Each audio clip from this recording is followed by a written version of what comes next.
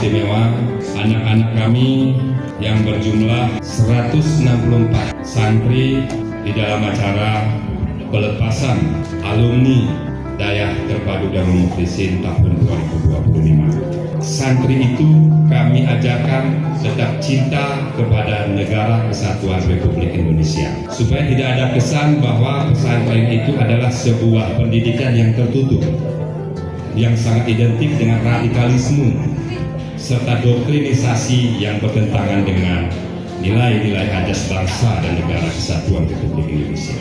Santri itu harus bisa, all of the student in Darul Mukhlisin must can speak Indonesia, must can speak Arabic and English language. Labuda lakum antastatiu bilogatil Arabiyah. Identitas santri itu adalah bisa berbahasa Arab dan bisa berbahasa Inggris, Bapak dan Ibu sekalian.